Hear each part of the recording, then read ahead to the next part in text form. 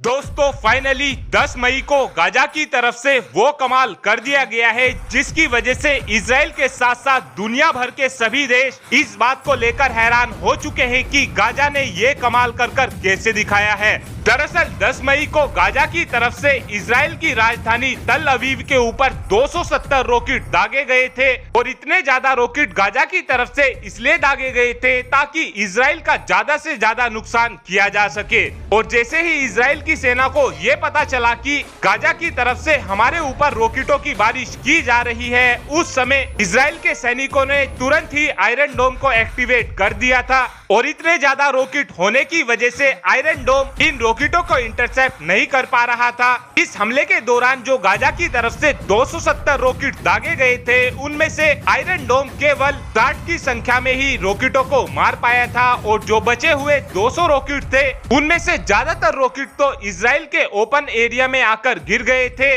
और कुछ rocket Israel की राजधानी के रिहायशी इलाके में जाकर गिरे हैं, जिसकी वजह से इजराइल के 10 नागरिकों की जान चली गई है। इस हमले को लेकर इजराइल इस वजह से ज्यादा हैरान है कि इस बार जो गाजा की तरफ से रॉकेट इजराइल के ऊपर दागे गए हैं वो पहले रॉकेटों से 4 गुना ज्यादा एडवांस रॉकेट थे। इन रॉकेटों की स्पीड भी ज्यादा थी, जिस वजह से आयरन डोम इन रॉकेटों को इंटरसेप्ट नहीं कर पा रहा था और इस हमले की वजह से इजराइल का एक आयरन डोम मारा गया है। और अब इजराइल की तरफ से कहा गया है कि आने वाले कुछ समय के अंदर अंदर ही हम अपने आयरन डोम में अपडेट करना शुरू कर देंगे ताकि गाजा की तरफ से जो फिलहाल एडवांस रॉकेटें दागे जा रहे हैं, हमारा आयरन डोम इन रॉकेटों को भी इजीली इंटरसेप्ट कर सकेगा। आयरन डोम डिफेंस सिस्टम की एक कमी यह भी है कि यह डिफेंस सिस्टम क्रूज मिसाइलों को नहीं पकड़ सकता है, इसीलिए ही इजराइल की तरफ से इस बार पहली बार अपने डेविड स्लिंग डिफेंस सिस्टम को मैदान में उतारा गया था।